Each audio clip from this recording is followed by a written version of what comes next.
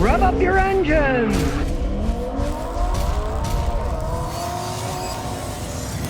Well, here we go again with the talk. Biden's Buy America rules are going to mandate that the stuff the government buys is going to have 75% of U.S.-made content by the year 2029. As I always say, follow the money. Who's going to pay for this? And what do you mean 75%? By volume? By parts numbers? They shuffle the decks on that one. I mean, they could really just make up figures on half of this stuff where what is from America. And what do you mean by 75%? Maybe like 70 of them come from the United States. They're the nickel and dime stuff, but the majority of the big stuff comes from someplace else. Presently, the rules require that there 55% U.S. manufactured content. These rules are only self-certified by the supplier. Oh, yeah. Don't worry about it. Yeah, they come from the United States. Don't worry about it. Now, the hilarious thing is, market forces around the world have made people go overseas so they can get things cheaper, so they can sell them more competitively. The President of the United States saying, oh, we're going to turn that around. How? That's just talk. He's going against market forces of the world. Everyone tightening their belts and trying to get better deals, raising the price of stuff is not going to work. You know, it's not that simple. But of course, it looks good on paper, you know. Maybe he's vying for re-election next time. So you got to buy everything in America. It won't happen. There'll be exclusions for all kinds of things under the table that you never hear about, you know. It's just getting ridiculous. The difference between the talk and the action is getting so far apart. We might as well be living in a fantasy science fiction novel or something. Well, the Russians are at it again. They're warning of $300 a barrel oil. And they also threaten to cut off the European gas if the West bans energy imports from Russia. Gee, if they cut off the European gas, they're cutting their own throat too. They're not getting any money for it, right? Of course, this was on Russian state television, and it was their deputy prime minister, or you could say Putin lackey, Alexander Novak. I read in Russia, I guess now, that you can't dissent on anything, and the government tells all the news agencies what they can say and what they can't say. And of course they're going to say, oh, this is horrible, you know, it's all their fault. They invade a country and then they blame it on other people. Now, Russia's already threatened to shut down a gas pipeline to Germany, but from what I see, the Germans are like, go ahead, we'll get it from someplace else. If nobody buys their products, I mean, of course, the absurd thing is if you've ever watched behind the scenes things, they sell to somebody else. Who knows, you know, the money keeps rolling down the line. It isn't going to make all that much difference. What actually happens on the ground line, follow the money. Don't follow the BS talk that come out of people's mouths. I mean, the Russians have deals going with the Chinese to sell them gas and oil because the Chinese want gas and oil. The Chinese haven't said the Russians were bad. They got a deal where they're buying all oil and gas from them. But the Germans have already not certified that Nord 2 gas pipeline coming from Russia, so it's kind of a knee-jerk reaction of the Russians, if you ask me. But of course now the price of our gasoline is going high, and this is all on rumors of stuff. Well, there's rumored this, well, let's raise the price of gas now. The oil companies will do any excuse so they can make a bigger profit, you know. Interesting that they immediately raised the price of gasoline even though it hasn't affected the supply yet. It's kind of, you know, oh wow, we got an excuse to make more money now. Like there's bad guys on both sides here, and we're kind of stuck in the middle. Kind of reminds me, I was watching a history movie, and they had a Ukrainian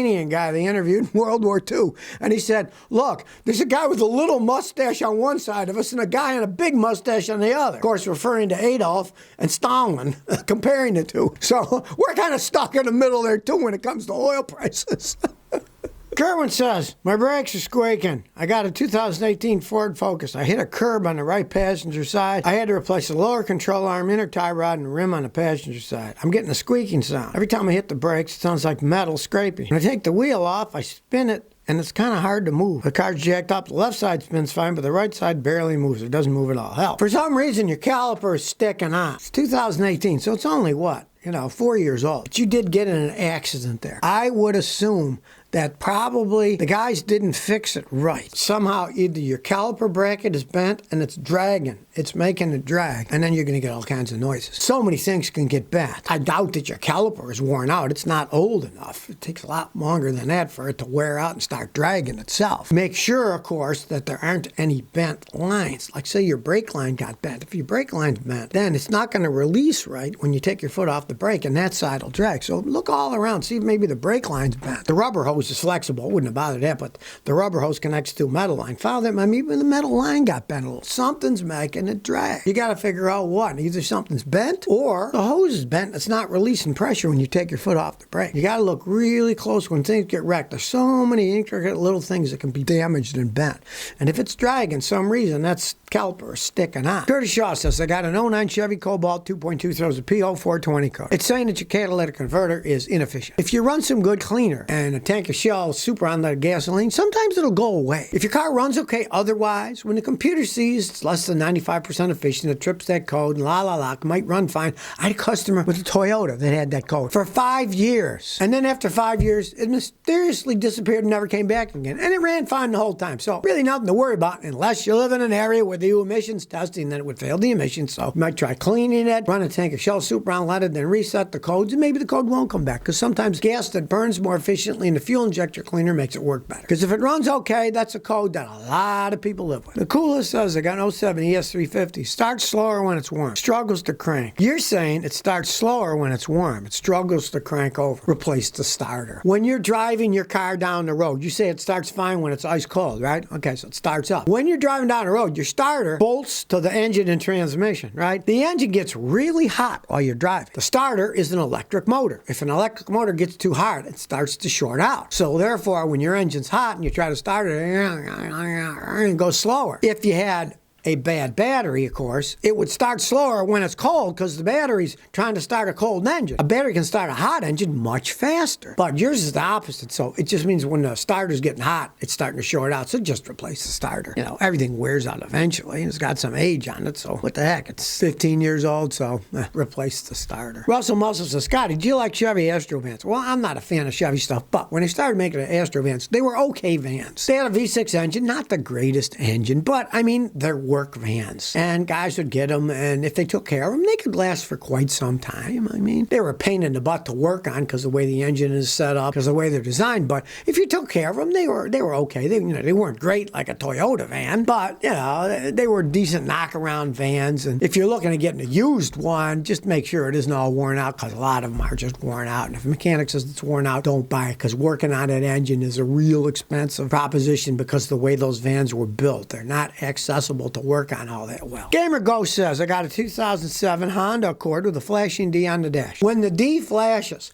that means that your computer has stored a transmission trouble code. It flashes a D to tell you you have a problem in your transmission system. Now, you can't access that stuff yourself. You got to be a mechanic like me with a fancy scan tool. The cheap scan tools won't access that information. You need a full one like a mechanic like myself. So pay a mechanic to hook it up and see what's going on. Pray it's something simple like a bad solenoid on your transmission or something, and that it's not the transmission itself breaking down internally, so you got to pull it off and rebuild it, which on one of those things can cost $3,500 to $5,500 to fix correctly. So Etienne says, my car's idle, goes all over the place. Only when I turn the high beams on. It goes so low, shift lever shakes, the engine almost stalls. When you put your high beams on, that's the most electricity your car is going to use in the lighting system. What you want to start with this, have your battery load tested. A weak battery will do just that. Not enough power to run the car correctly. First get the battery tested. Now let's say the battery passes the test. Then have them load test the alternator. This could all be done on a car with equipment that any good mechanic has or any auto parts stores, and you generally probably got a bad battery or a bad alternator, or they're both bad. Start there. Now if they check out okay, then you got some kind of a wiring short in a headlight system that when you turn it on, it's draining so much juice it's screwing the whole thing up. Check the grounds to the headlight system, the power, and make sure that the bulbs where they plug in the connector isn't all corroded. Any corroded wiring or sockets where you put bulbs in, when it's corroded, that increases the resistance to use much more power, many more amps, and that'll make your car go bananas. Steve Hampton says, I got my 4-year-old watching your channel. I got my phone from her. She was watching your live videos and even commenting on her ABCs. Good thing you have kid-appropriate content. Well, yeah, I'm here to help everybody out. I am a mechanic, and yes, I do swear like a sailor when I'm working on cars, but I don't film that part. Anybody who fixes anything is generally going to have a large supply of curse words, but there's no sense of sticking it out on YouTube. That's stupid. This is strictly me giving information to everybody on the planet, regardless of race, creed, religion, or whatever. I'm here to help everybody out. And there's no sense of getting rude while you're doing it. So, and hey, kids want to learn about cars? Fine, yeah. You won't be worried about getting any obscene stuff from me, because I hold that back to only when I'm working on cars and they're driving me nuts. And unless you live next door to me, you're not going to hear any of it. So if you never want to miss another one of my new car repair videos, remember to ring that bell.